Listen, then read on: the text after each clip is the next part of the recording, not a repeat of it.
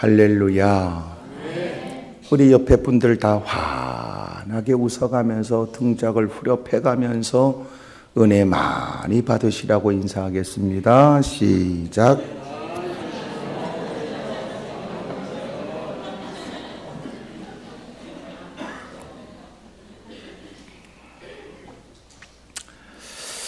은혜 많이 받으라고 해서 지가 은혜 주는 건 아니지만 그래도 피차 그렇게 나누는 얘기가 서로의 마음을 좀 더 열게 하잖아요.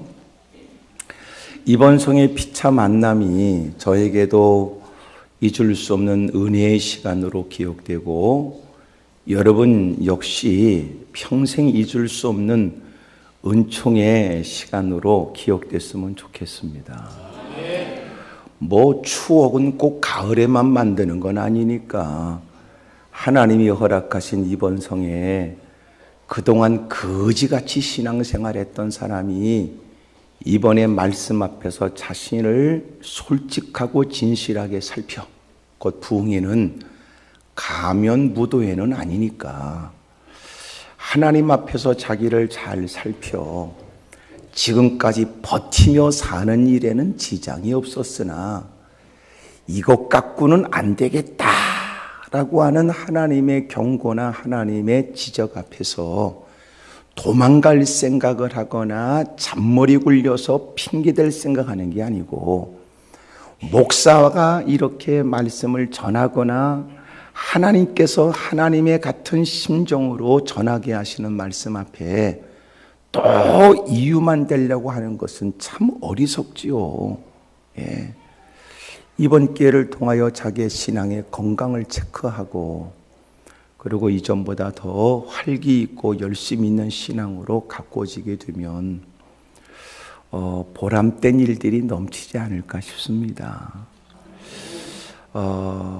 그래서 필요한 몇 가지 일들이 있는데 그 첫 번째가 뭐냐면 목표를 세우는 겁니다. 목표. 이 목표가 왜 중요하냐? 이 목표가 우리로 하여금 열심을 갖게 하거든요. 목표가. 세상에 지질이 궁상 떠는 사람들은 왜 그러냐? 이유 중에 하나는 목표가 없다는 겁니다. 뚜렷한 목표를 갖게 되면 그 목표의식이 그로 하여금 피곤하고 고단한 중에도 열정을 품게 만드는 거예요. 새벽 기도가 힘든 게 아니고 새벽 기도를 왜 해야 되는지가 없는 거죠. 기도를 해라 그러는데 기도가 유익되다는 거 모르는 거 있습니까? 모르는 사람이?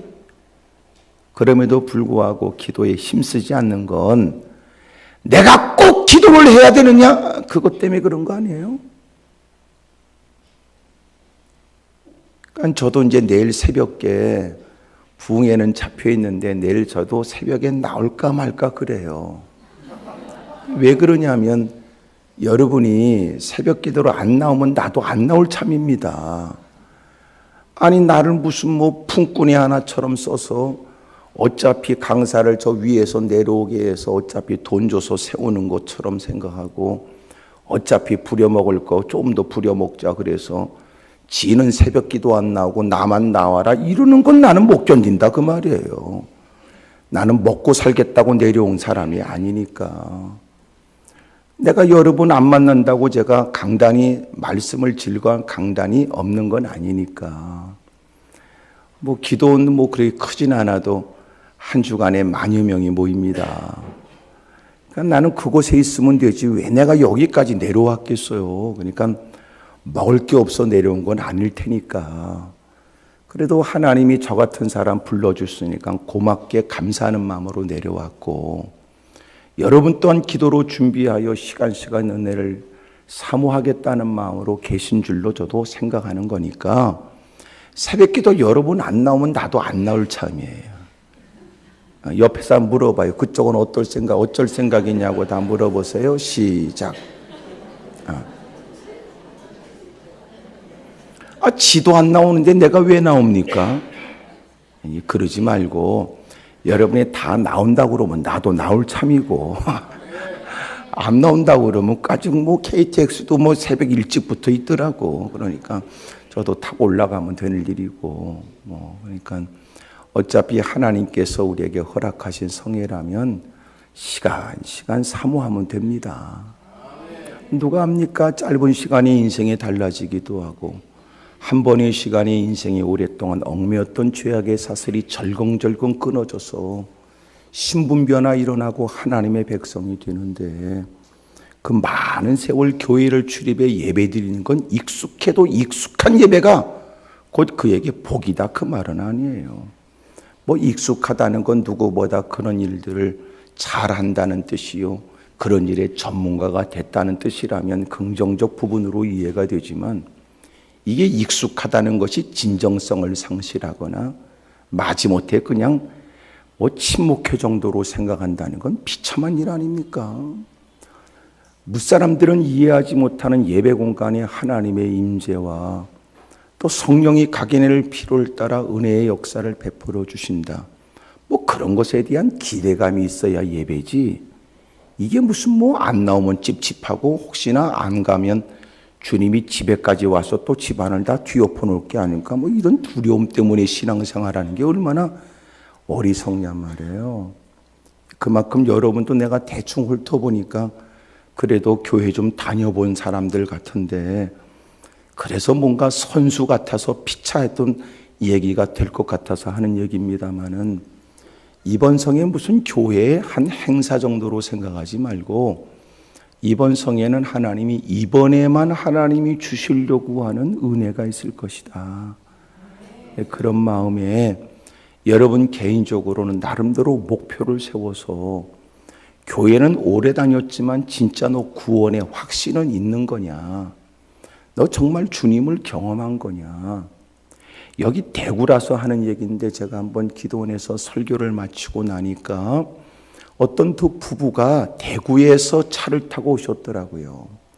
목사님, 제가 어느 곳에 가서 목사님 설교 듣고 은혜를 받고 너무나 마음이 괴롭고 힘들어서 이렇게 찾아왔습니다. 목사님 바쁘지만 잠깐 시간을 내달라고 그래서, 그리고 같이 사무실에서 대화를 나누는데 그분들의 고백이 뭐였냐면, 집사님들이셨는데 아직도 예수님이 안 믿어진다는 말씀이었습니다. 예수님이 선지자 중에 한 분이라고는 내가 믿지만 예수님이 하나님의 아들이시다, 안 믿어진다는데, 난 놀라지도 않았어요. 왜냐하면 그런 일이 많거든요. 그러니까 그의 직분으로 그의 신앙을 말하는 것처럼 거짓말이 어디 있습니까?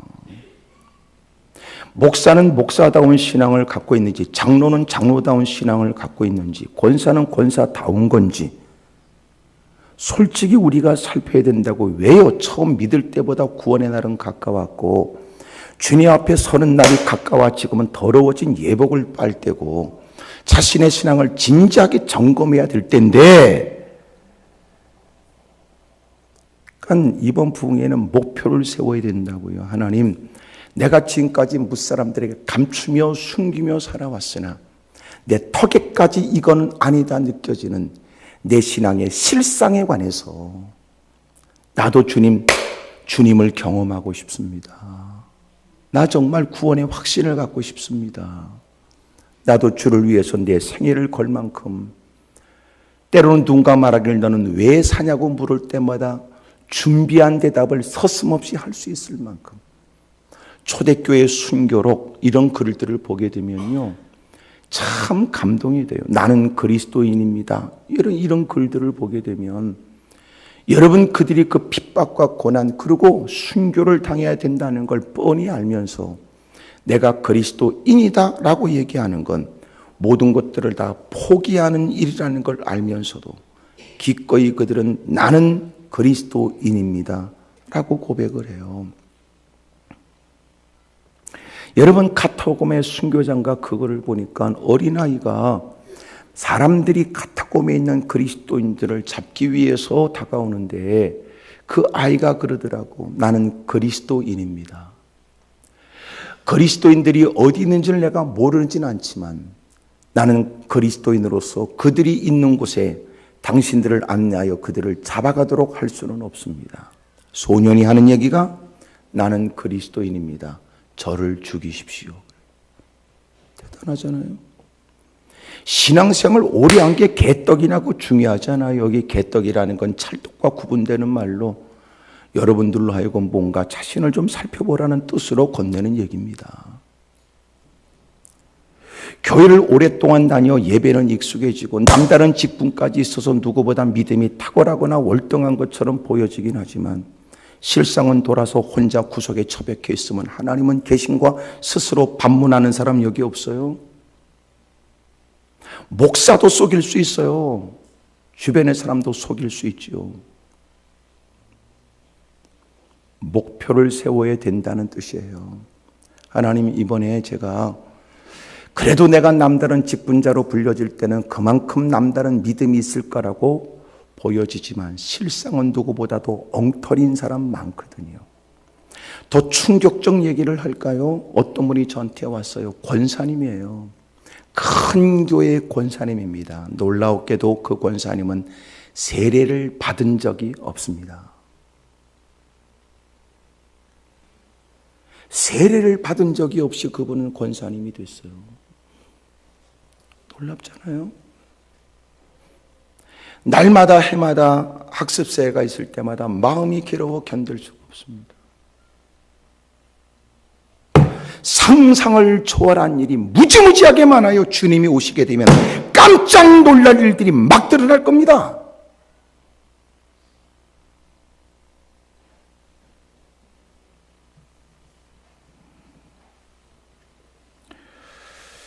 저는 많은 분들과 만나서 대화를 나누거나 상담을 할 수 있는 기회가 있는데 깜짝 놀랍니다. 주님이 오시면은요, 상상을 초월한 일이 막 드러날 거예요. 엉터리, 가짜, 쭉정이가 얼마나 많은지 몰라요. 누군가가 하는 얘기는 참 귀담아 들을 만한데 주님이 이 땅에 오셨을 때 진짜 구원받는 사람들이 생각했던 것보다 적을지도 이렇게 얘기를 하는. 이야.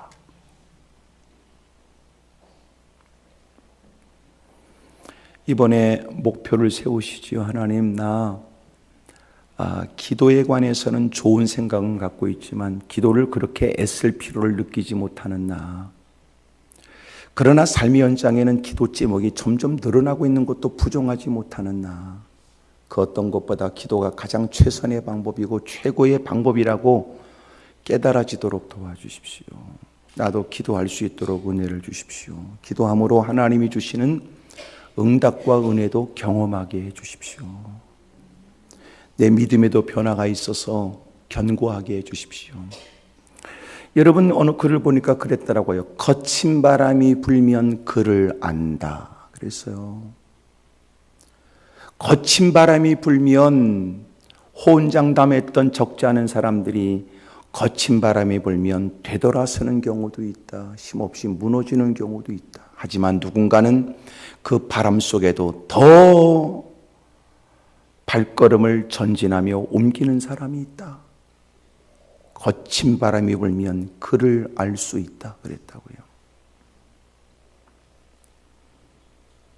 예배 드릴 때는 누구보다 꽤나 괜찮은 믿음이요 누구 못지않은 신앙인인 것처럼 보여지긴 하지만 실상은 가짜 엉터리. 여러분, 이번에는 다 가면무도회가 아니니까 다 가면들 벗고 하나님, 제가 은혜 받아야 될 사람입니다. 제가 달라져야 될 장본인입니다. 한때 가득했던 눈의 눈물도 사라져버리고 이젠 요새 언제 우느냐? 막장 드라마 보면서 울고 괜히 요새는 자꾸만 눈물 나온다. 그는 갱년기 현상, 갱년기 증상. 그러나 정작 말씀 때문에 눈물이 없고 말씀에 의한 감격도 없는 엉터리 가짜.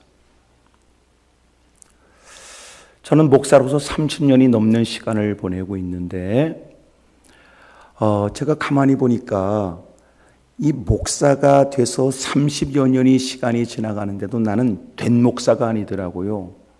되어져 가고 있더라고요. 그러니까 여러분 이미도 전도사, 강도사를 거쳐 목사가 됐을 때는 충분히 훈련되었고 가꾸어져서 이만하면 됐다는 뜻으로 그래서 안수를 받는데 나는 안수를 받고 그 많은 세월이 지나서 보니까 나는 이미 버리거나 고쳐야 될 부분도 많았지만 여전히 나는 다듬어지고 있더라고요. 옆에 사람 물어봐. 그쪽은 신앙생활 한 지 얼마나 됐냐고 물어보세요. 시작.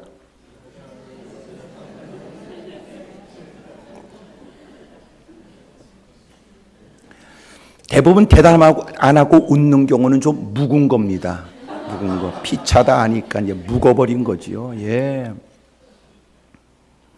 그러면서 우리는 신앙이 더 성장하는 것도 아니고 품어야 될 사람이 늘어나는 것도 아니고 배려나 그리고 따뜻한 마음의 넓이가 더 넓어지는 것도 아니고 더 옹졸해지거나 똥꼬집만 세지거나 성질만 더 더러워지거나 아는 체만 하거나. 그런데 더 놀라운 건 누구도 그에게 대놓고 문제를 지적하지 않는다는 겁니다. 이유는 왜 그럴까요? 성질이 안 좋은 겁니다. 누구도 대놓고 그러면 안 된다고 말하면 눈에 불 켜고 또 악쓰고 싸우자고 그러니까. 그래서 아무도 당신에게 얘기를 안 하는 건 당신이 잘하기 때문이 아니라 성질이 더러워서 얘기 안 할 가능성도 있지요. 어른들 여러분 그러면서 된 듯한 모습으로 세월을 낭비합니다. 그리고 마침내 그것으로 충분하다는 착각에 빠져 훗날 주님 앞에 섰을 때는 악하고 게으른 종이라고 바깥 어두운 곳에 던져지지요. 이 땅의 다양한 직분은 하나님의 일과 관련된 직무의 일이지만 주님 앞에 가면 딱 두 가지밖에 없어요. 착하고 충성된 종, 악하고 게으른 종.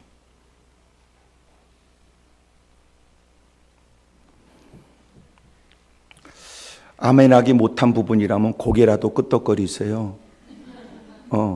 여러분이 가만히 있으면 마이크가 잘 들리나 이런 생각까지 나는 하니까. 그래서 이번에 목표를 세우셔야 돼요. 목표. 하나님 나 기도가 뭔지를 알게 해 주십시오. 구원의 확신도 또 주님을 경험했다는 말이 무슨 말인지 하나님 저 알게 해 주십시오. 요새는 식어진 가슴에 다시 불붙고 잃어버렸던 눈물도 되찾고 예배 감격도 다시 회복하고 하나님 저 좀 도와주십시오. 여러분이 한때 지금 잊혀져 갔는지 모르지만 교회를 출입할 때 멀리서 교회만 바라보면 가슴에 벅차올랐던 감격도 있고 하나님 전에 다가오면 어미의 품에 안기는 듯한 어린아이의 그 따뜻함을 느낄 수 있었고 예배가 시작되면 하늘로부터 쏟아지는 이슬 같은 은혜에 피폐한 영혼이 여러분 기뻐 뛰기도 했고 말씀을 들으면서 동의가 됐고 눈물을 훔쳐야 했고 예배가 끝나게 되면 예배가 끝났다고 끝난 게 아니고 그 자리에 머물러서 그 은혜의 여운에 좀 더 잠기고 싶은 마음도 있었고 예배 이후에 열심히 분주하고 애쓸 때는 누구보다 기쁨과 즐거움으로 그 일을 감당했고 잊어버린 겁니다. 그리고 세상의 문화에 농락당하여 우리의 감정은 다 허비돼 버린 거죠. 세상에 왁자지껄하는 소리에 생각 없이 같이 뛰놀고 사람들이 누군가가 어거지로 웃기려는 일에 마지못해는 같이 분위기 때문에 휩쓸려 있다가 감정은 다 허비돼 버리고 정작 예배 자리에서는 뭔가 특별한 눈여겨거리를 기다리고 있다면 이건 비참한 일이죠. 그래도 여러분 영안교회는 이미도 원로 목사님을 중심으로 해서 늘 그렇게 바른 신앙에 늘 이렇게 잘 견고하게 가꾸어져 있고 또 귀한 우리 담임 목사님을 통해서도 여러분이 잘 그렇게 신앙의 성장해 나가니까 뭐 별밤 그렇게 뭐 고민하거나 걱정할 게 있는가 싶어도 이 모를 일이지요. 모를 일이지요. 옆에 사람 다 물어보세요. 그쪽은 어떻게 그만하면 충분하십니까? 물어보세요. 시작.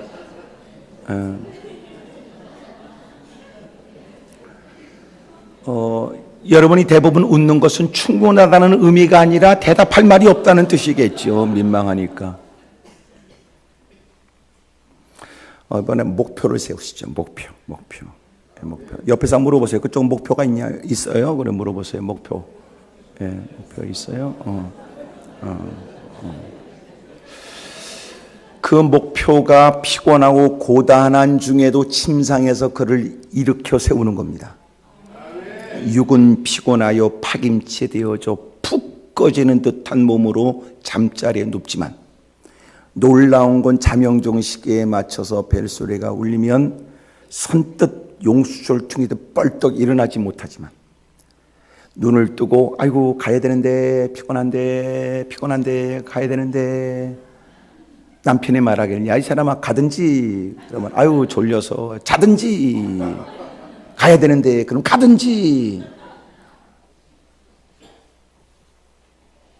그런데도 남편이 보는 아내를 좀 만류하고 싶은데도 그래도 피곤하고 고단할 텐데도 자리를 박차고 일어나 옷을 주섬주섬 입고 그리고 나가면서 할 수 있는 얘기 있잖아. 나도 쉬고 싶어, 자고 싶어, 오늘은 가고 싶지 않아. 그럼에도 불구하고 그래도 하나님밖에 없으니까. 하나님밖에 없으니까. 그리고 이번에 기필코 나도 응답도 받고 나도 하나님의 도움을 받고 싶어서 그 목표가 그로 하여금 그 고단하고 피곤한 침상에서 그를 일으켜 세우는 거예요. 두 번째가 뭐냐면 시간 사모하는 겁니다. 여러분 이 밤에도 하나님이 은혜를 주겠지요. 또 누군가는 그래서 오늘 밤 들어보고 내일을 결정한다. 오늘 밤 들어보고 강사가 시원치 않으면 내일도 없다. 국물도 없다. 이런 마음. 네. 나는 여러분이 여기 몇 명 모이는지 몰라요. 목사님께 물어보지 않아요. 나는 목사님 통화도 안 했어요. 여기 와서 목사님 저한테 전화했는데 전화는 저는 잘 이렇게 안 보니까 그런 중에 목사님 문자가 전화 관계 있어서 내가 문자로 또 저도 보냈는데 저도 문자 늦게 봤어요. 목사님 문자 늦게 봤습니다. 그리고 제가 몇 시에 그건 내가 보내드렸어요. 그리고 와서 목사님 만났어요. 여러분이 누군지 몰라요. 나는 우리 목사님도 다 몰라요. 전혀. 와서 오면서 얘기했어요. 오면서. 제 마음의 확신은 그렇습니다. 하나님이 나를 인도했을 때는 또 나는 부족하지만 여러분이 기도했다는 것을 존중히 여겨요. 하나님이 하나님의 일을 하실 것이다. 여러분 잔치집이라는 건 뭔가 먹을 게 있더라고요. 꼭 결혼을 늦게 해도 반드시 뭘 먹이더라고요. 그러니까 결혼은 반드시 먹어야 된다는 생각이. 예? 그리고 여러분 좀 풍성하잖아요. 이번에 하나님이 은혜 주시려고 허락하신 성회입니다. 그러니까 못 먹으면 지가 바보지. 예. 못 먹으면 자기가 바보지. 더 놀라운 건 친분이 있으면요, 꼭 그 사람은 갈 때 비닐봉다리에도 뭐 싸가지고 가더라고. 여러분 이번에 만끽하세요. 마음껏 누리세요. 아멘입니까? 네, 마음껏 누리세요. 그래서 시간 참석하는 거예요. 시간. 그래서 뭐 해봐야 6시간인데 뭐 6시간이 인생이 달라질 수 있다면 그것도 괜찮은 거죠. 예. 옆에서 물어봐요. 내일 새벽에는 어떻게 할 거냐고 물어보세요. 시작. 예.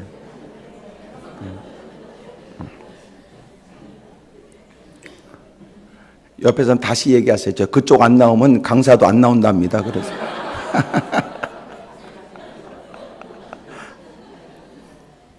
제가 내일 늦게 강단에 올라올지 몰라요. 여러분이 얼마큼 왔는가 물어보고 내가 내일. 예.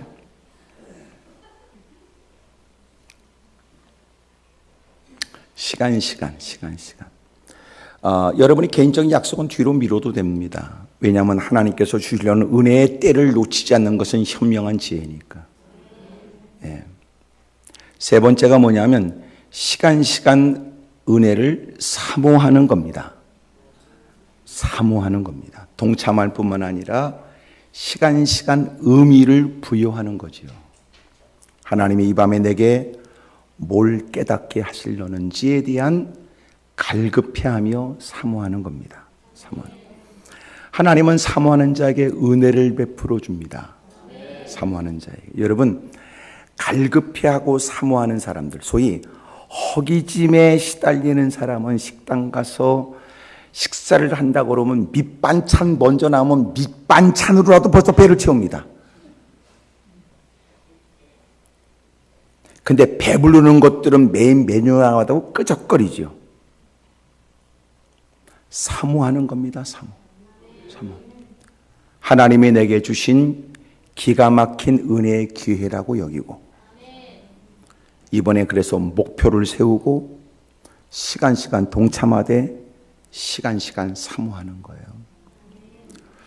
하나님께 은혜를 사모해서 구별하여 예물도 드리고 하나님의 도움을 구하는 여러분의 간절한 마음은 예배에 동참하는 시간을 지키는 모습에서도 드러나게 되고, 이미도 예배 이전에 찬양에 동참하는 모습 속에서도 드러나고, 예배 시간에서 말씀에 대한 반응에도 묻어나고, 하나님께 구별하여 드리는 예물에도 여러분의 마음은 드러나지요. 이번 성회가 지금까지 만나보지 못한 특별한 성회가 되기를 원하는 만큼 여러분, 그렇게 흠모하는 이번 성회가 되기를 바랍니다. 할렐루야. 옆에서 한번 물어봐요. 내일 새벽에 어떻게 할 거냐고. 시작. 왜냐하면 금방 나온다고 그랬다가 금방 또 잊어버릴 수 있기 때문에 자꾸 이렇게 확인시켜 줘야 됩니다. 오늘 성경에는 우리가 잘 알고 있는 내용이에요. 예수님께서 혼인잔치에 초청을 받아 가셨고, 예수님은 이미 따르는 제자들과 함께 동행을 했고, 그곳에 예수님 어머니 마리아가 있었는데 그 지방과는 무척이나 가까운 듯한 모양새입니다. 예수님께 와서 잔치집에 포도주가 떨어졌다는 얘기를 한 거예요. 이 얘기는 우리에게 포도주를 많이 먹으라는 권장의 얘기는 아닙니다. 오늘부터 집에 가서 주의 뜻을 받들어 당장 포도주를 담그라는 뜻도 아니니까. 이것은 그들의 문화 속에 반드시 있어야 될 잔치의 음식이었습니다. 호남 지역에 가서 보니까 거기는 홍어, 삭힌 홍어. 저는 별로 기억이 좋지 않습니다. 오래전에 집회를 가서 저한테 목사님, 귀한 거 대접합니다. 그러더라고요. 또 그 말을 아예 안 했으면 모르는데 했으니까 저는 또 기대가 충만한 겁니다. 귀한 거라고 그랬습니다. 그리고 장로님들이 저를 내려가서 식사를 하는데 귀한 거, 비싼 겁니다. 귀한 거 그러더라고요. 알고 보니까 지네들이 좋아하는 겁니다. 삼합이라고 내놨는데 나는 딱 입에 들어가는 순간 이게 본래 좋은 음식이다 이 생각이 아니라 이거 썩었다 이거. 이야, 그런데 얼마나 장로님들은 잘 잡순지 몰라요. 그리고 자꾸 퍼먹으면서 내 것만 자꾸만 곁는 줄 아는 겁니다. 결국은 저는 거기에 올린 무슨 돼지고기나 그거 몇 점 먹고 끝났습니다. 그분들은 아주 우적우적 잘 먹었습니다. 이야, 그놈의 삭힌 홍어를 어쩔 수 없이 뱉지 못하고 꿀꺽 넘긴 게요. 그 다음 날까지 냄새가 입만 열면 냄새가 나는 것 같아요. 야, 이게 나도 다양한 분들을 만나니까 친해져야 된다고 의도적으로 친해지려고 했으지만 그 잘 저는 친해지지가 않더라고요. 근데 호남 분들이 다 삭힌 홍어만 먹는 게 아니더라고요. 뭐 경상도 지역에서 무슨 삶은 문어 내놓는다는 얘기예요. 근데 또 호남의 어떤 섬 쪽에는요, 상어고기를 내놔야 된대요. 또 어디는 홍어를 먹되 삭힌 홍어가 아니고 그냥 홍어 회 떠서 내놓기도 한답니다. 그 지방, 그 동네에서 잔치집에 내놓는 것들이 달랐습니다. 이들은 적어도 집에 온 손님들에 대한 잘 대접하는 것을 포도주를 대접하는 것으로 여겼으니까 여러분, 그 포도주는 그들에게 반드시 있어야 될 잔치의 음식이었습니다. 그런데 문제는 예수님 어머니가 와서 포도주가 떨어지게 됐다는 얘기를 했으니 누가 알까봐 쉬쉬할 일이요? 그 긴박한 상황도 조치를 하여 누가 알아차리면 못 넘어 결혼식을 거지같이 생각하여 사람들이 일가 친척도 그때는 서로가 참견해 가면서 이건 다 우리 가문과 집안의 일이니까 모든 사람들에게 다 융숭한 대접을 해야 된다고 간섭하면서 준비했어야 될 일에 포도주가 떨어진다는 것은 얼마나 오랫동안 두고두고 창피당할 일로 여겼을지. 이 긴박한 일에 예수님밖에 없다고 여겨져 예수님께 도움을 청하게 됩니다. 예수님은 정중하게 거절을 하지요. 다른 방법이 전혀 없는 마리아가 하인들을 불러다가 이제부터 너희들은 예수님이 무슨 말씀을 하시든지 너희들은 그대로 하라 라고 한 걸 보면 마리아가 그 집안에 그리고 하인들에게 어떤 존재로 인식됐는지가 가히 짐작은 됩니다. 그러니 무척 가까운 집안의 사람이었습니다.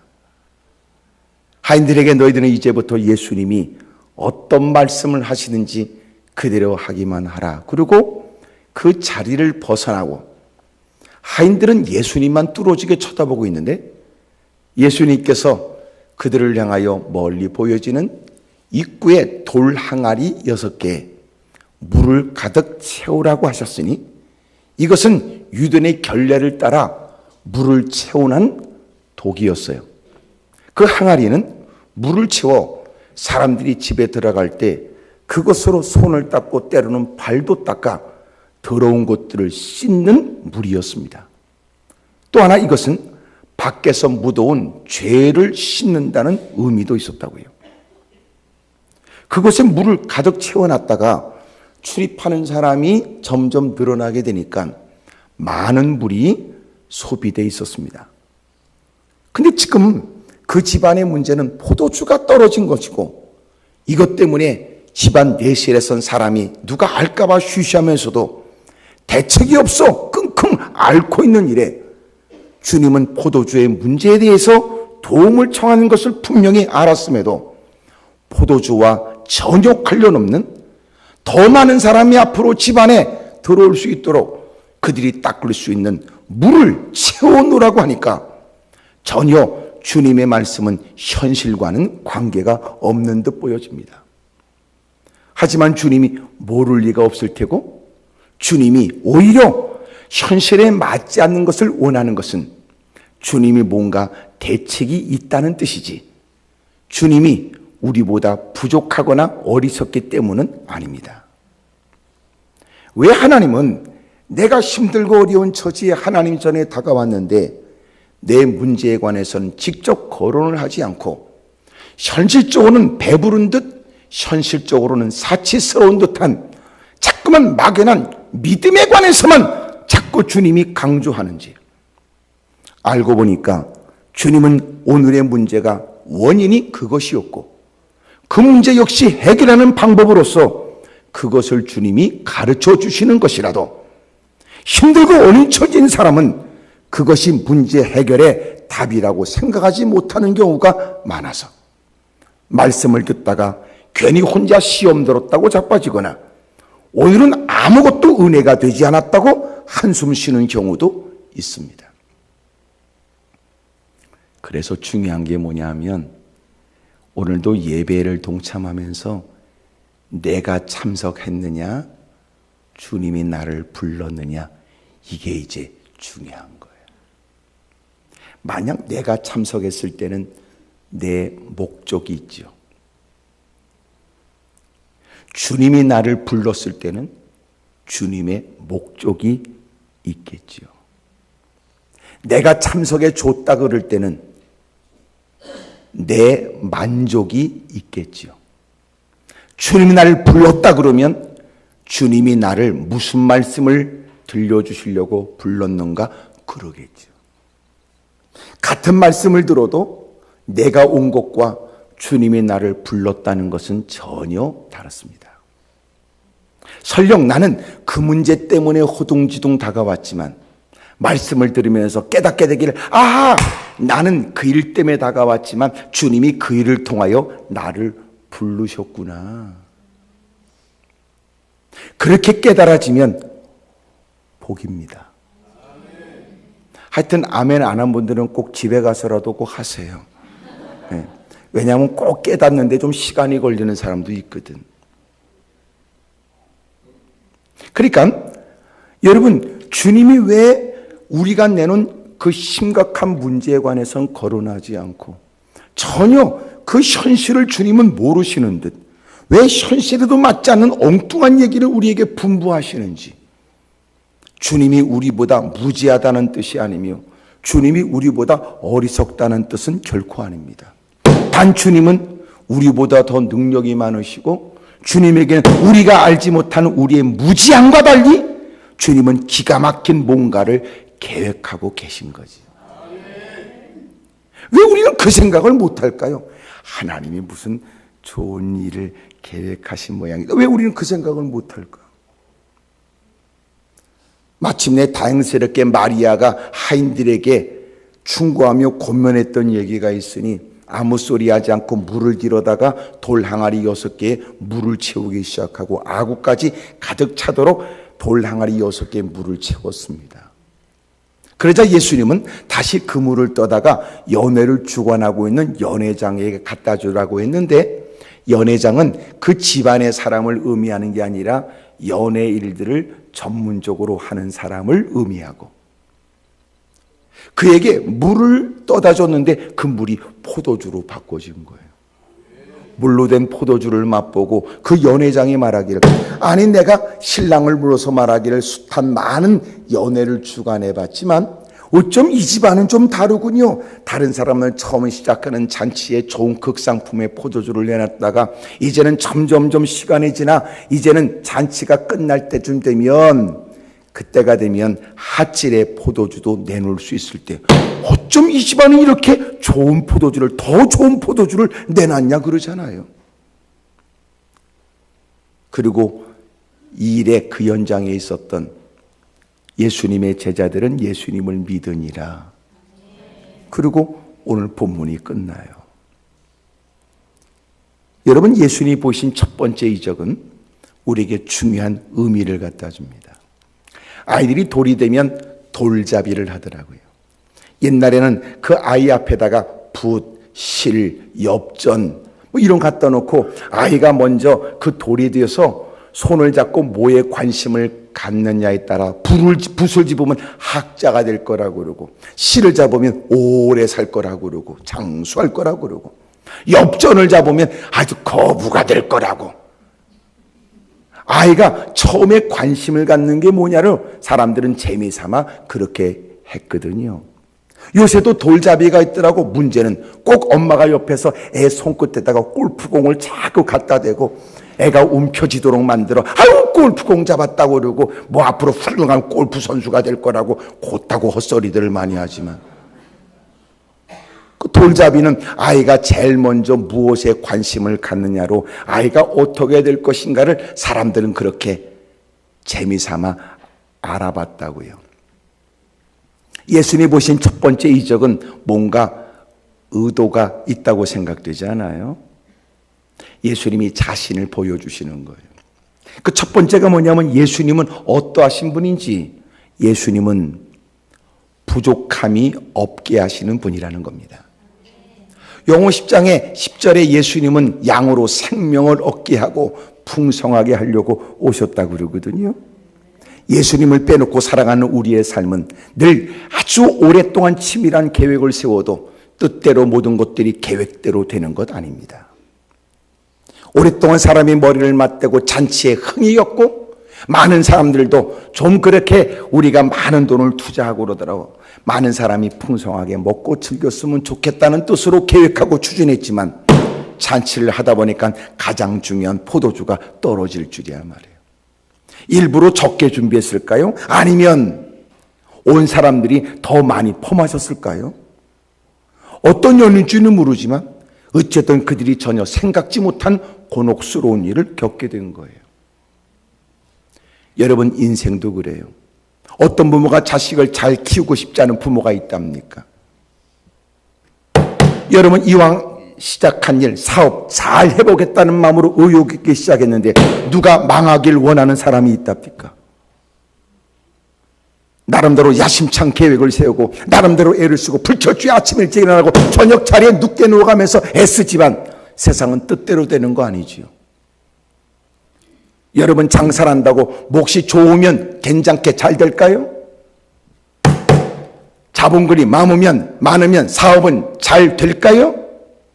뜻대로 되는 거 아니었어요. 이제 보니까 주님이 개입하고 주님이 도와줘야 된다고요. 어렵다는 것은 곧 주님이 버렸다는 뜻은 아니에요. 어려운 것 때문에 주님을 배울 수 있다면 복이지요. 도대체 뭐가 문제일까? 주님을 빼놓고 생각했던 겁니다. 주님을 모시지 않고 자기네끼리 결정해버린 겁니다. 주님이 이 땅에 오신 것은 우리를 부족함이 없게 하세요. 부족함이 없다는 건 두 가지인데 하나가 뭐냐면 주님은 그 모든 일들을 마음에 주신 감동을 쫓아 행할 수 있는 여력과 여건을 주십니다. 하나님의 마음에 감동을 줄 때마다 서슴없이 행할 수 있는 여건과 여력이 있으면 얼마나 좋겠어요. 좋은 얘기인데도 반응이 그러네. 네?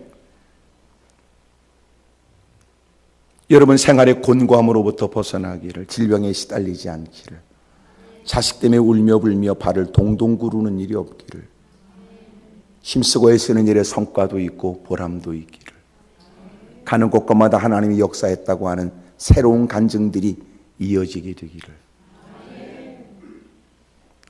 또 우스운 건 지금 이렇게 할 때는 아멘도 안 한다가 있다가 기도할 땐 또 부들부들 떨라고 그러시죠? 여러분 주님은 우리가 부족함이 없게 하세요.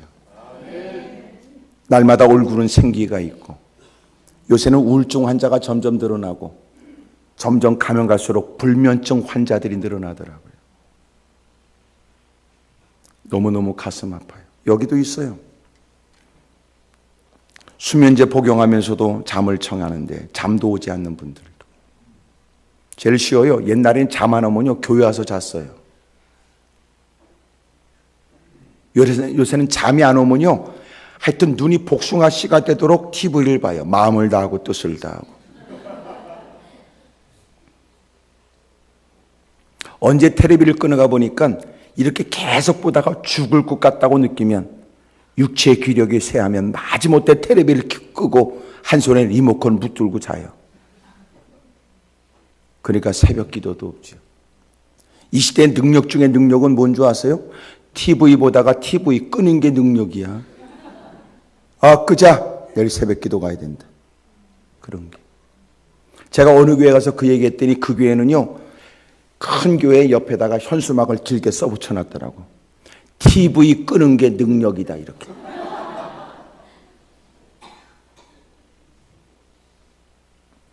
예수님이 이 땅에 오신 것은 부족함이 없게 하려고 오신 거예요.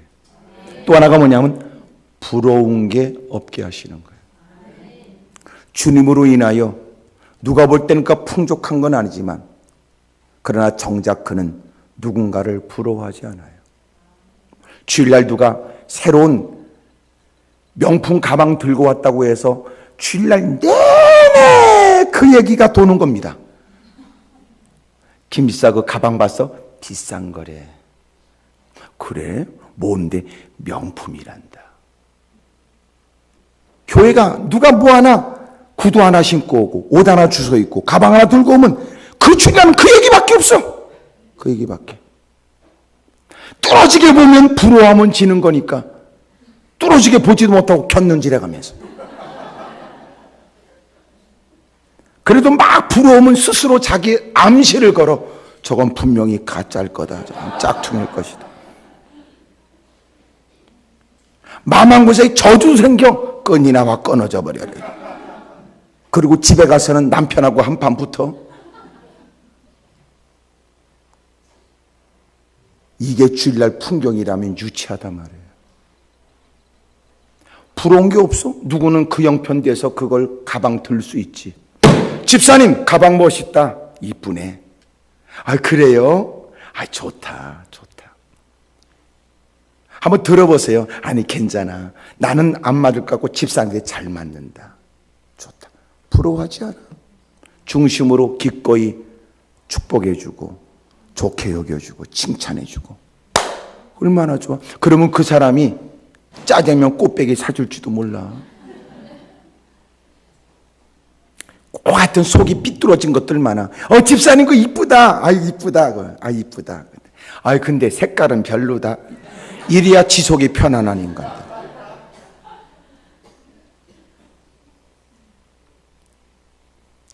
예수님을 믿으면서 나타나지는 게 뭐냐면 주님은 우리를 부족함이 없게 하고 부러운 게 없게 하는 거예요. 옛날엔 그런 찬송 많이 했네. 세상 사람 날 부러워 아니어도 나도 역시 세상 사람 부럽지 않네. 하나님의 전에 다가와 누구 못지않은 바른 신앙생활 하는 듯 보여지지만 주일날 예배 시간에도 창문만 있으면 밖에서 오만대 싸돌아다니는 사람을 부러운 눈길로 바라볼 사람도 많아요. 아유 저것들은 어떻게 교회도 안 다니는데 저렇게 돈이 많아. 아유 저것들은 교회 다니는데 오만대 싸돌아다니는데 아유 우리는 이렇게 꼼짝없이. 그런 사람 없을까요?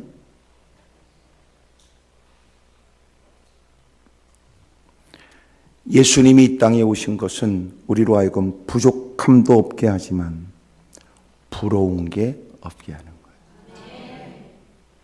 주님을 모심으로 인하여 더 마음에 여유가 있길 바라요.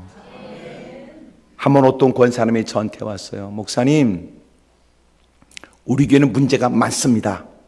권사님, 문제없는 교회는 있어요.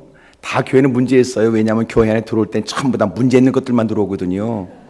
그러니까 교회는 문제가 있어요. 그러니까 문제 없을 리가 없어요. 근데 그것들이 해결되면 다 기어나가요. 그래도 좀 기다리세요. 또 뭔 일 생기면 또 들어올 테니까. 교회는 끊임없이 문제가 끊임없이 일어날 수 있어요. 왜 그래요? 다 문제 있는 것들만 들어와요. 겉으로 볼 때는 행색이 간지않아도 다 알고 보면 한숨을 토하며 울먹거리며 하소연하게 될 일들이 다 있어요. 권사님, 교회는요 문제가 있어요. 주님이 거지 같은 걸들만 불렀거든요. 마치 나처럼 말이에요. 우린 다 그러지요. 마치 주님께서는 쓰레받기로 다 쓸어서 담은 것처럼. 근데 여러분 빗자루질 해보셨지?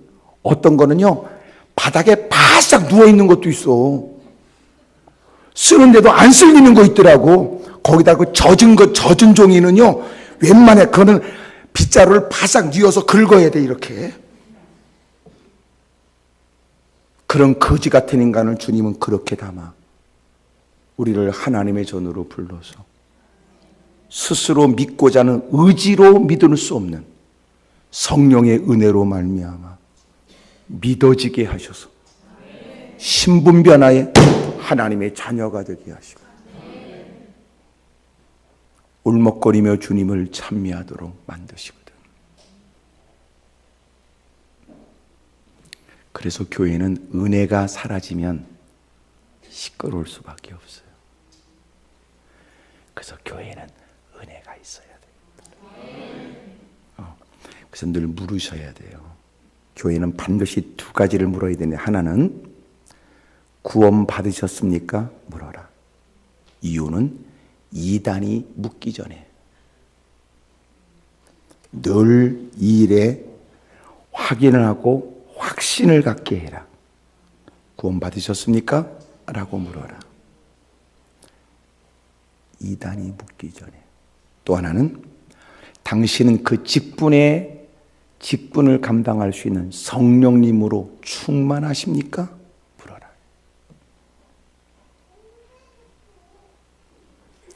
이거 물어야 되는데 안 묻더라고. 그러니까 주일은 어떻게 하느냐? 직분으로 하니까 문제지. 직분자는 그동안 가꾸어져서 그 직분에 합당하다여 직분자로 세우긴 했지만 직분자로 불려줘도 그 믿음이라는 건 좋다가 나빠지고 나쁘다가 좋아지니까 언제나 처음 같은 그 신앙을 그냥 유지하는 건 아닙니다. 하여튼 여러분도 은큼해가지고요. 꼭 자기하고 해당되면요. 가만히 있습니다.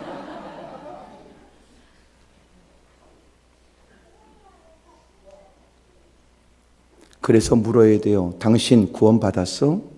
당신 성령님으로 충만해? 라고 물어야 돼요.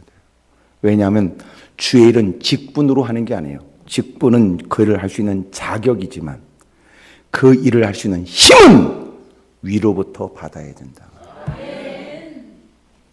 근데 직분만 존재하지 힘이 없잖아!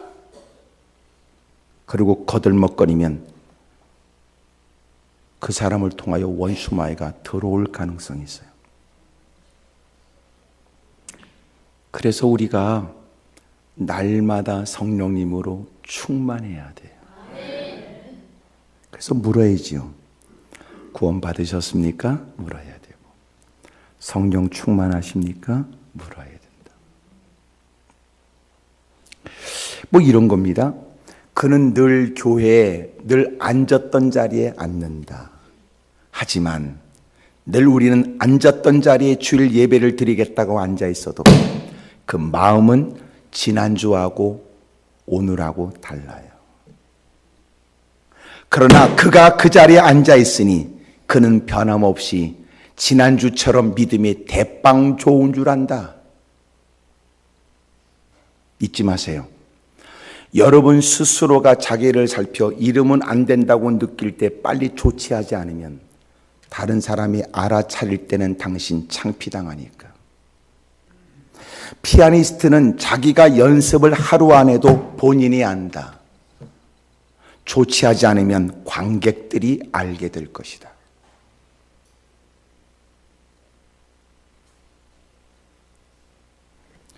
권사님, 교회는요, 늘 문제가 있어요. 그래도 그렇지요, 목사님.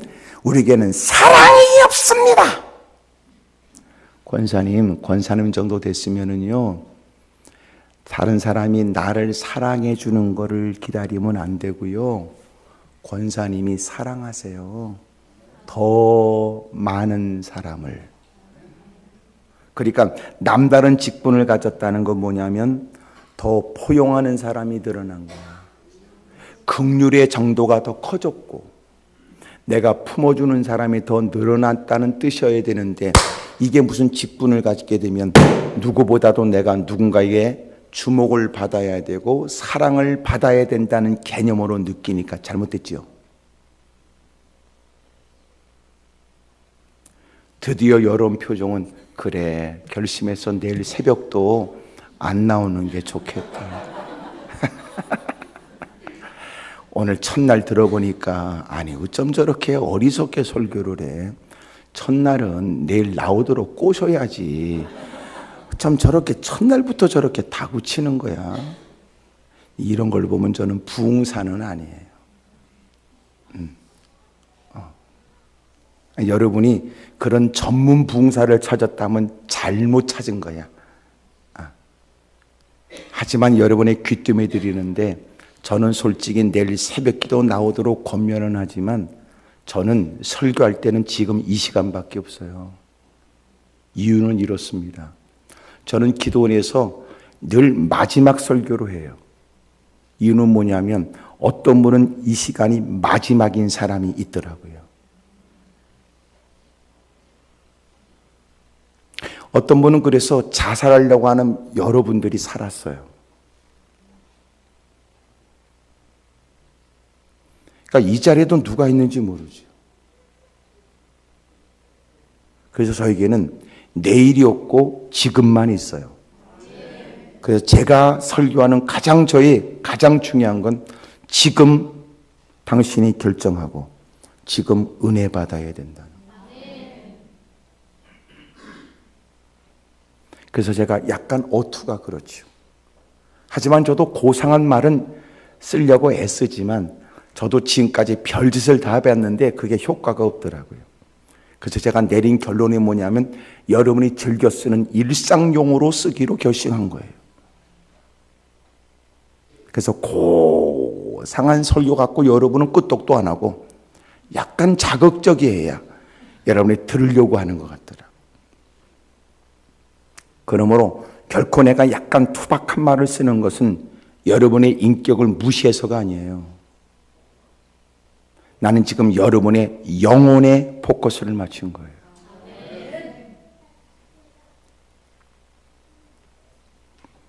저도 그런 건 알 만큼이나 저도 배울 만큼 배웠으니까. 숱한 고상한 말을 들어도 달라지지 않았다면 어쨌든 살아야 되잖아요. 심장이 정지되면 병원에서는 다 다람이 같은 거로 이 다람이 같은 걸로 해가지고 가슴팍에 대더라고. 2개씩이나. 예? 못 보셨어? 영화로도? 그렇게 해야 심장이 뛰더라니까.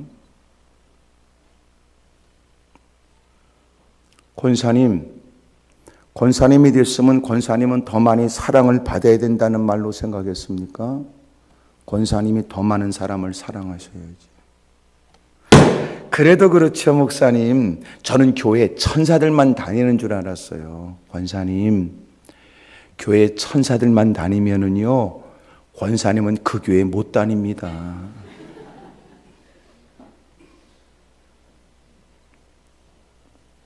착각하시네.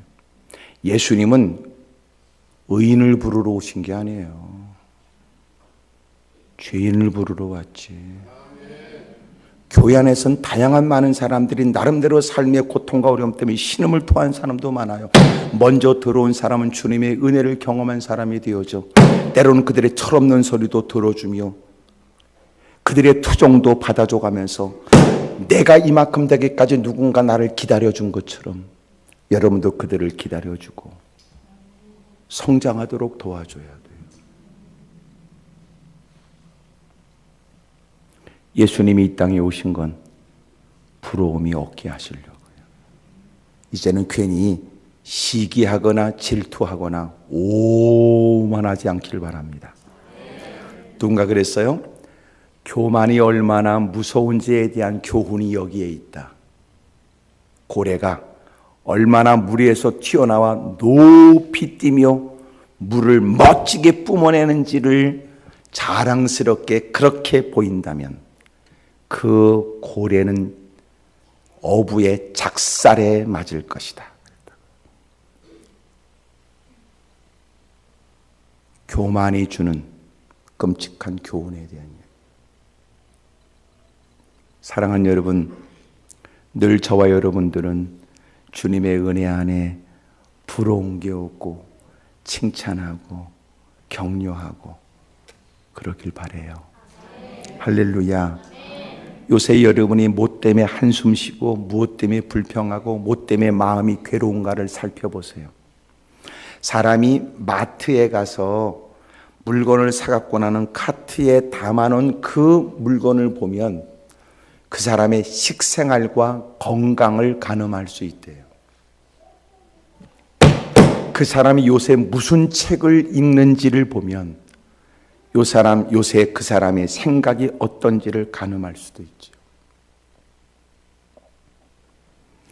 저와 여러분들은 늘 주님으로 인하여 늘 부족함도 없고 부러움도 없는 행복한 생활 되기를 축복합니다.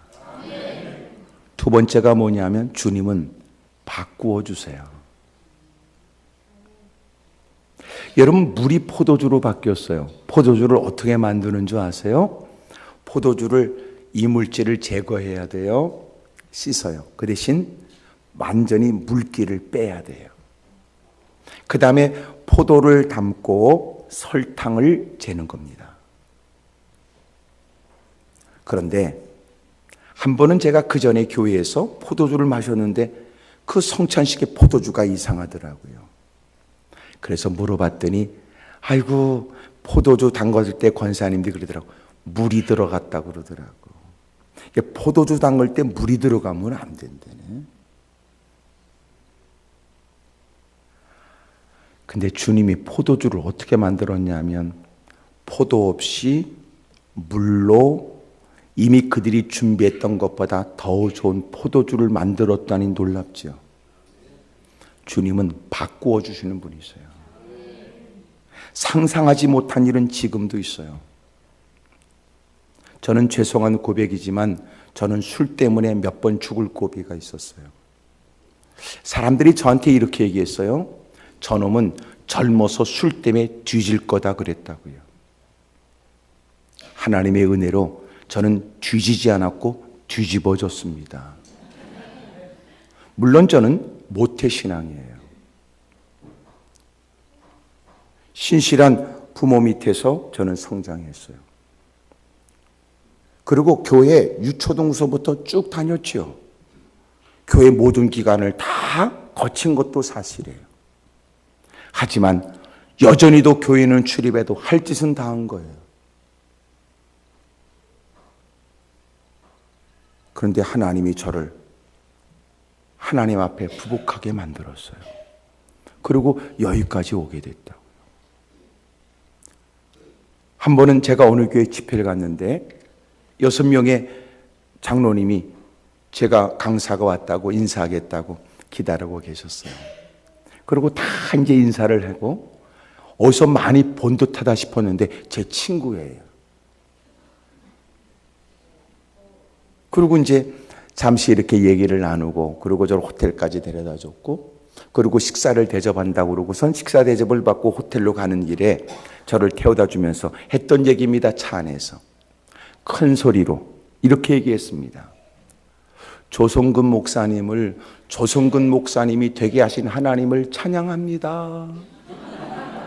나는 그게 욕인지 무슨 말인지 아직도 저는 확인을 못했습니다. 여러분 이런 변화가 저에게만 있을까요? 여기도 마찬가지. 서로 피차 얼굴을 확인한다면 그 사람이 거기 있는 것도 그냥은 아니라는 걸 알게 될 겁니다. 여러분도 다 비하인드 스토리가 있잖아요. 여러분 지난날 교회 다니는 것들것들했던 사람이 이제는 하나님 전에 무릎 꿇고 주님 없이는 살 수 없다는 고백은 하나님의 기가 막힌 삶의 개입으로 인한 일입니다. 한 번 어떤 분이 기도원에 올라왔습니다. 오래전에. 하여튼 이놈의 기도원이 떠나든지 하여튼 내가 떠나든지 말이야. 시끄러워서 못 견디. 그 많은 사람이 쭉 시끄러워서 못 견디겠네. 그러더니 얼마 있잖아 그분도 기도원에 올라오셨더라고. 여러분 변화는 주님이 하시는 일이에요. 오늘 우리가 이 자리에 있는 것도 처음부터 익숙한 자리요 처음부터 친숙한 자리는 아니겠지요. 의도적으로 예수 믿는 사람들을 폄훼하거나 누가 전도하면 곤혹스러운 것으로 그를 여러분 힘들게 했던 사람도 있었겠지요. 근데 이제는 이 자리에 있단 말이에요. 내가 예수 믿으면 손에 장을 지집니다는데 장도 안 지진 손을 하늘 향하여 두 손을 들고 찬미도 하고 기도도 한다니 놀랍지요. 주님은 지금도 변함없이 놀라운 일을 지금도 하시거든요. 우리가 이 자리에 있는 것처럼 떨리는 음성으로 주님을 고백하게 되는 것처럼 주님 없이는 살 수 없다고 고백하게 되는 것처럼 여러분 우리 주변의 그들도 우리와 같은 자리에 앉아 하나님을 찬미하게 될 줄로 믿어요. 누군가를 위한 기도를 중단하지 마십시오. 여러분 내가 돌아오기까지도 오랜 시간이 걸렸듯 이제는 당신이 그런 은혜의 혜택을 입은 사람으로 그들이 돌아올 때까지 인내함으로 그들을 위해 기도해 주십시오. 가정은 인가기도 되길 바라고 여러분 주변의 사람들이 한결같이 우리와 같은 자리에 앉아 하나님을 찬미하게 되는 역사가 있게 되기를 축복합니다. 예수님은 지금도 바꿔주는 분이세요. 어떻게 그리 강팍한 사람이 그리 달라질까? 하나님은 악한 자라도 협력자가 되게 하시고, 하나님은 결코 그가 그렇게 할 것 같지 않다 느껴지는 사람들, 하나님은 상상을 초월한 일을 지금도 행하시거든요. 따라합시다. 예수님은 바꿔주십니다. 다시, 예수님은 바꿔주십니다. 그럼요, 주님은 바꿔주지요. 어떤 분이 기도원에 올라왔어요. 아내에게 어쩔 수 없이 붙잡혀 끌려온 남편. 예배를 마치고 나서 그분이 저한테 왔어요. 큰 덩치의 사람이 덩치에 어울리지 않는 눈에 눈물을 가득 담고, 목사님이 저를 울렸습니다.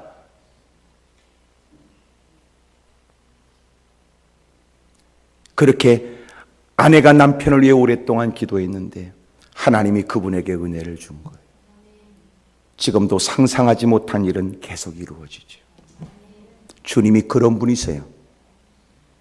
여러분 부모의 권면으로도 안 되는 자녀의 문제, 여러분 남편과 아내의 결코 이제는 이것이 끝인가 싶을 만큼의 갈등에, 지금까지 오랫동안 애썼던 일은 다 이제는 이렇게 힘없이 무산돼 버리는가 싶은 어떤 일도 오늘 주님은 바꿔준단 말이에요. 상상하지 못한 일은 지금도 있으니까. 옆에서 물어봐. 내일 새벽에 어떡할 거냐고. 시작.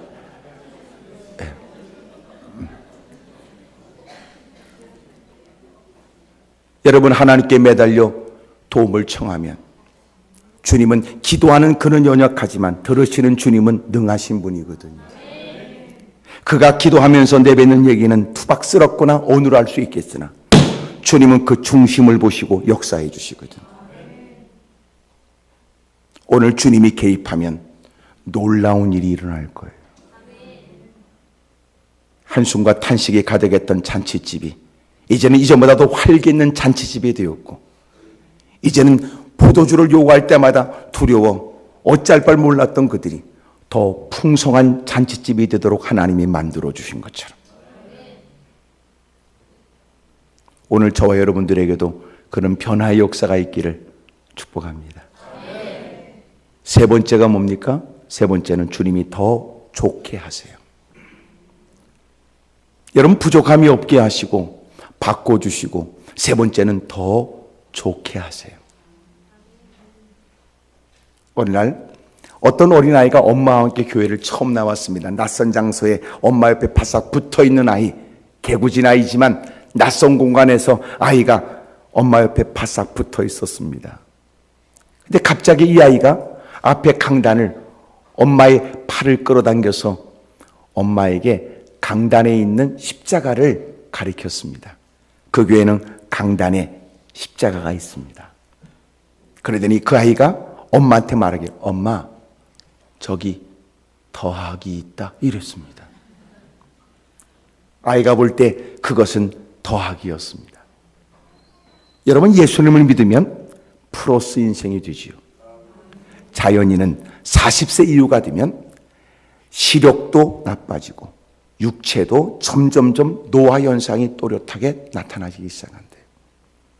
젊은 사람들은 볼을 잡았다 놓으면 탕 하고 튕겨 나오지만, 여러분 나이가 많이 들면 쥐었다 놓으면 펴야 됩니다. 이렇게 나이 들면 감출 수 없는 일. 여러분 인생의 세월이 지나가면 이제는 점점 희망 없는 인생처럼 느껴지지만, 예수님 믿으면 점점 더 플러스 인생이 된다는 거예요.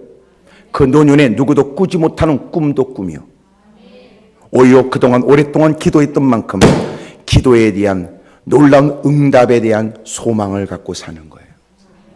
그리고 드디어 이 땅을 떠나는 순간 그는 주님 품에 안기겠지요. 그리고 꿈에 그렸던 천국을 경험하게 되는 거예요. 더 좋아지고 좋아집니다. 이 땅보다 좋은 데는 천국이고 이 땅보다 나쁜 데는 지옥이니까, 사람이 이 땅을 떠나 운명할 때 보면 이 땅보다 좋은 데 가는지 이 땅보다 나쁜 데 가는지 알지요. 요새는 웰빙 시대라고 말하기보다 웰다행 시대라고 얘기하더라고요. 잘 죽어야 된대요. 죽는다는 건 우리에게 저주를 의미하잖아요. 진리는 뭐냐?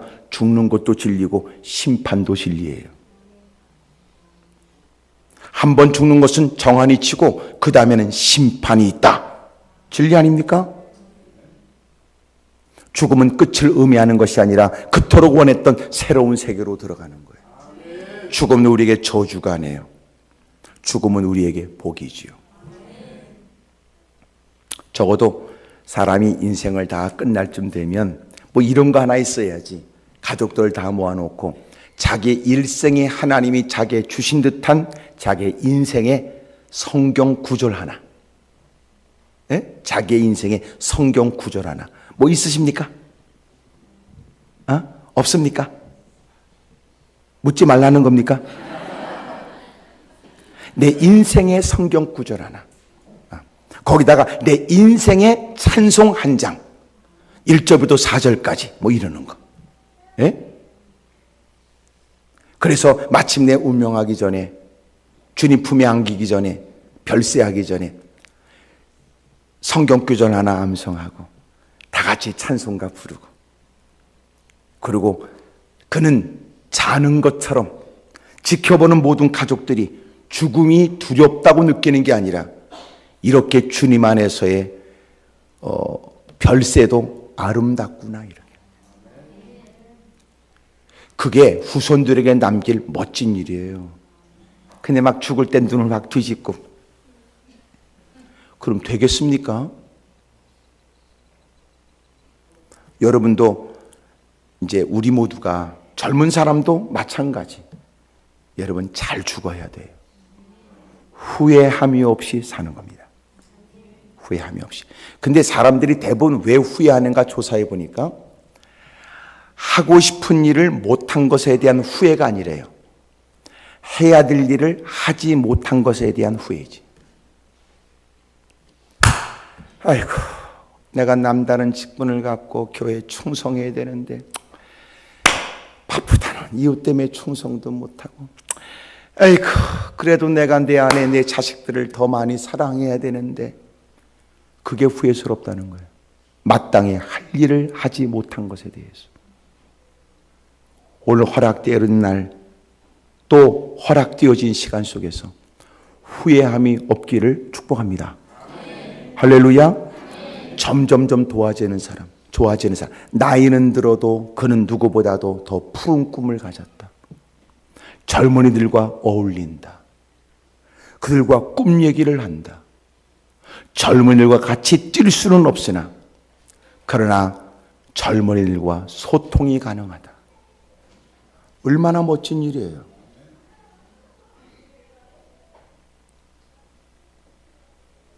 그 사람은 세월이 지날수록 더 좋아지는 거예요. 오랫동안 기억될 만한 사람. 그 사람을 떠올리면 사람들은 신앙생활을 더 바르게 해야 되겠다고 새로운 결심도 하게 된다. 멋지지요, 멋지지요. 예수님이 이 땅에 오신 건 세 가지. 부족함이 없게 하고 바꾸어 주시고 더 좋게 하려고 오셨어요.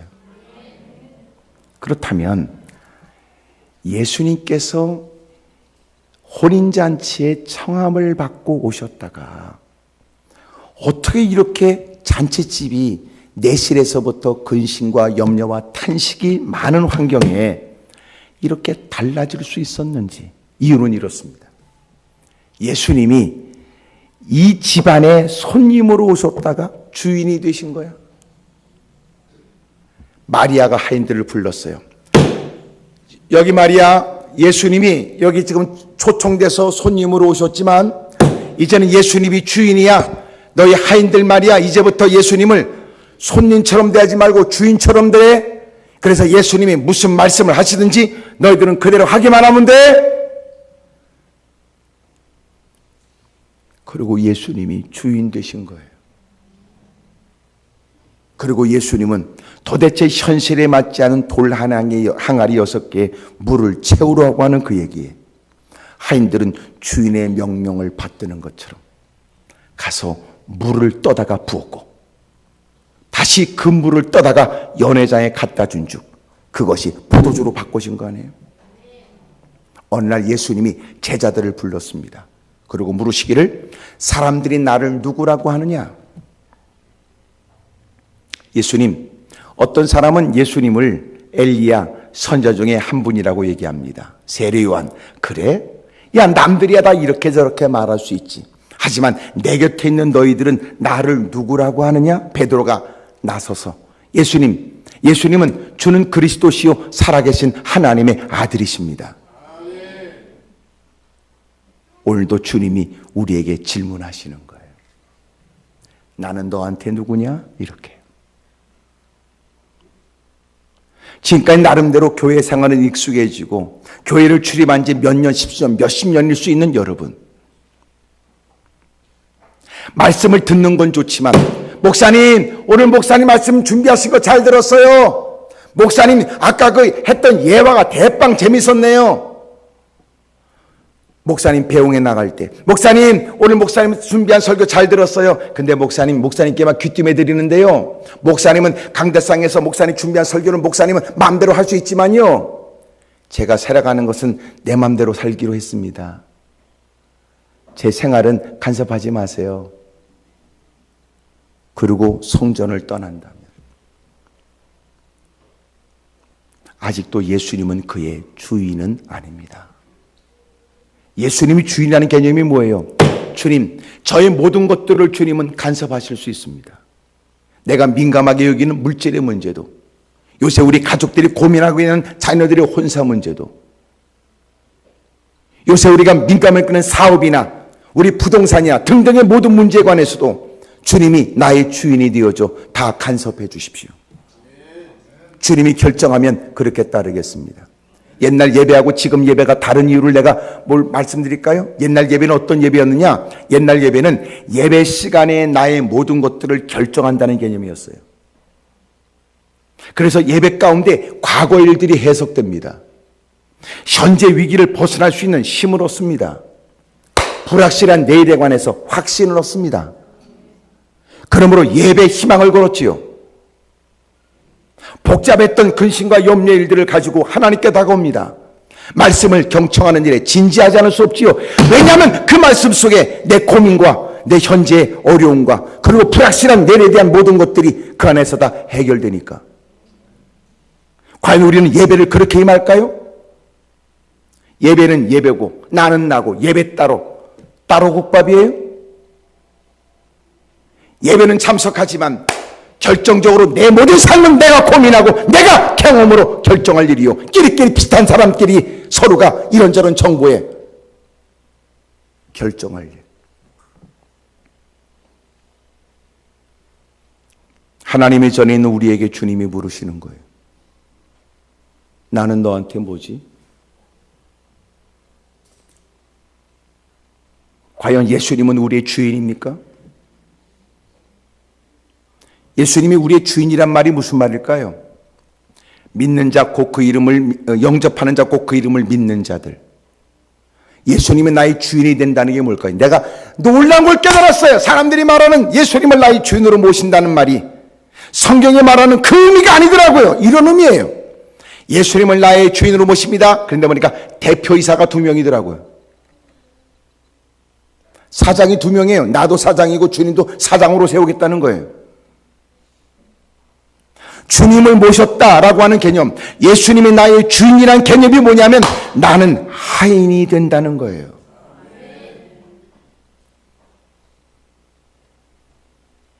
내가 예수님을 모셨다는 것은 절대적으로 주님께 모든 일을 순종하고 산다는 개념으로서의 하인이에요. 주님이 결정하십시오. 저는 그 일에 순종하겠습니다. 만약 우리가 예배를 이렇게 드린다면 나는 확신합니다. 놀라운 역사가 일어날 겁니다. 그러나 사람들은 예배를 동참하여 말씀을 듣지만 결정은 자기가 하거든요. 말씀은 하나님의 결정을 따르겠다는 뜻으로 말씀을 경청해야 되는데 우리는 말씀은 들려줘도 결정은 내가 하겠다는 거 아니에요.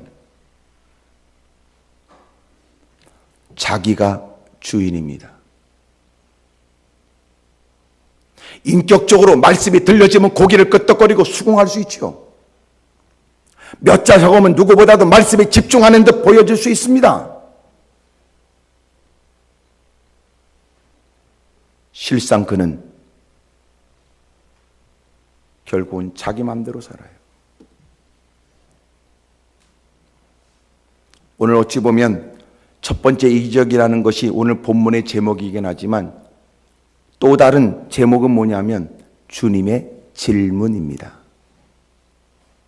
주님이 우리에게 물으시는 거예요. 나는 너한테 뭐냐? 이렇게. 당신 답해야 됩니다. 예수님은 당신에게 누구지요? 저도 손자가 5살짜리가 있어요. 일주일에 이제 한 번씩 와요. 저는 끊임없이 그놈한테 확인받고 싶어요. 예? 나는 그놈한테 뭔지. 그 조막손으로 과자를 뜯어. 그래서 저한테 그럽니다. 할아버지, 이거 뜯어주세요. 뜯어주세요. 조금 뜯지 말고 크게 뜯어주세요. 크게 뜯어주세요. 그리고 뜯어주면 그 다음 나는 궁금하지요. 나는 너한테 뭐냐?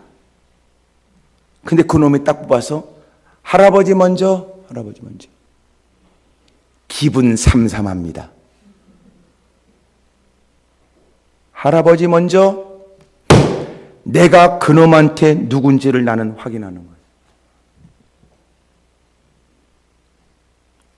기도원에 와서 막 사무실 사람들 다 이뻐하니까 그런 중에도 꼭 내 앞에 와서 할아버지 나 안아주세요. 안아주세요. 그래도 내가 지 할아버지라고 쫓아와 안아달라고 하는 그놈을, 점점 무거워지는 그놈을 번쩍 들고, 그래도 나는 기분 좋습니다. 그래도 내가 이놈한테 누군지를 내가 확인할 수 있는. 하나님이 끊임없이 우리가 요구하는 게 뭔지 아세요? 나는 너한테 뭐지? 끊임없이 물질의 갈등을 느끼고 있는 그 현장에 주님이 나는 너한테 뭐지?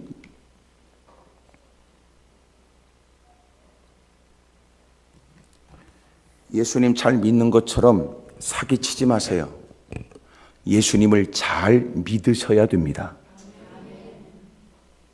장난치지 마세요. 당신의 양심도 당신을 고발할 텐데, 숨겨지는 것도 언제까지는 아닐 텐데, 목사의 눈길을 피했다고 해서 잘하는 짓 아닌데, 주님의 불꽃 같은 눈길을 피할 인간이 있을까?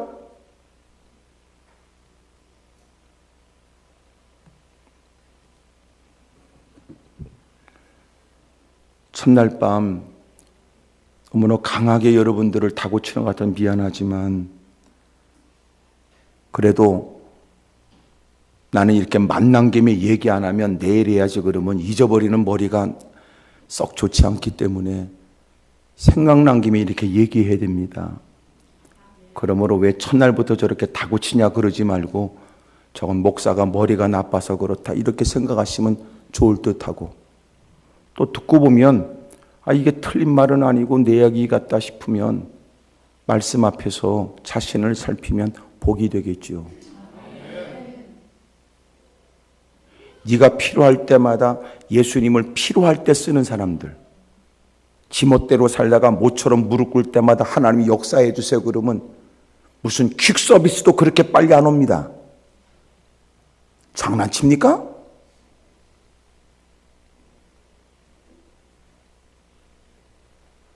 예수님 그렇게 섬기면 안 됩니다.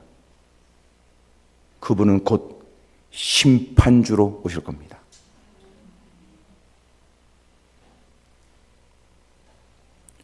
당신이 요새 무엇 때문에 근심하고 있으면 무엇으로 결정하며 무엇으로 주장하고, 잘 생각하세요. 오늘 주님이 우리에게 강력하게 질문합니다.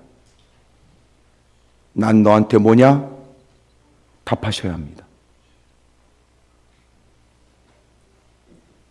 이제라도 주님께 겸허히 부복하여, 주님은 저의 주인이십니다. 주님의 결정을 저는 따르겠습니다. 주님이 결정하면 저는 순종하겠습니다. 제가 2007년도에 제가 평양을 갔다 왔잖아요. 1907년도 평양 대부흥운동에 딱 100주년이 되는 때에 한국에 몇 분이 가게 되는데 저도 어떻게 영광스럽게 그 자리에 끼게 되어서 평양에 갔습니다. 보통강 옆에 있는 보통강 호텔에 묵어가면서 그러고 갔다 왔는데 때가 때인 만큼 근데 그분들이 거기다가 그 북한 사람들이 그 써놓은 게 뭔지 아세요? 이렇게 써요. 당이 결정하면 우리는 한다 그러더라고. 그것들이 성경 그대로 갖다 쓰더네. 당이 결정하면 우리는 한다 그랬더라. 교회 안에선 써놓지 않는, 주님이 결정하면 우리는 한다, 그런 걸 써놓지 않는 교회에 비해 그것들을 써놨더라니까. 당이 결정하면 우리는 한다 그렇게.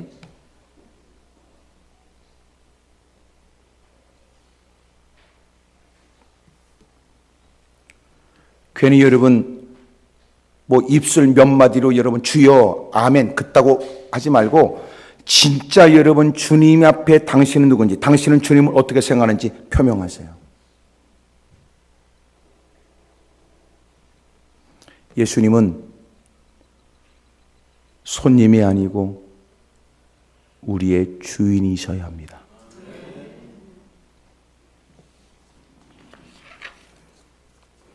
옆에서 물어봐요. 내일 새벽에 어떻게 할 거냐고. 시작.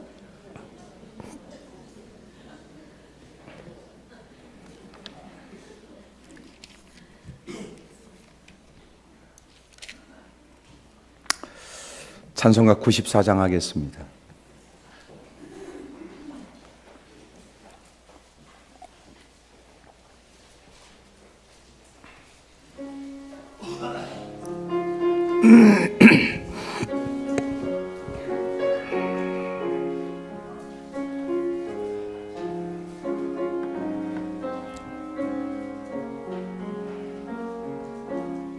주 예수보다도 귀한 것은 없네. 이 세상 부귀와 바꿀 수 없네. 죽은 내 대신 돌아가신 그 놀라운 사랑 잊지 못해. 세상 즐거움 다 버리고 세상 자랑 다 버렸네. 주 예수보다도 귀한 것은 없네. 예수밖에는 없네. 주 예수보다도 귀한 것은 없네.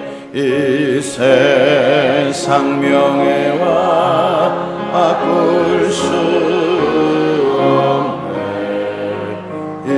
이전에 즐기던 세상 일도 주 사랑하는 마음 뺏지 못해. 세상 즐거움 다 버리고 세상 사랑 다 버렸네. 주 예수보다도 귀한 것은 없네. 예수밖에는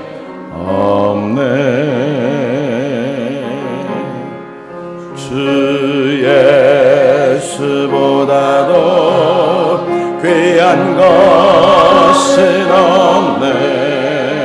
이 세상 행복과 바꿀 수 없네. 유혹과 핍박이 몰려와도 주 섬기는 내 맘 변치 않아. 세상 즐거워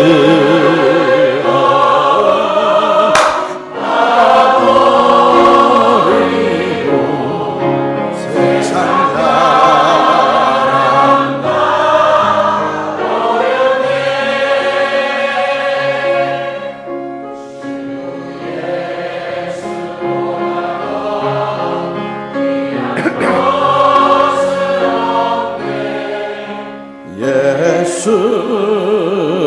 예수밖에는 없네. 반주는 계속하고 두 손을 가슴에 얹겠습니다.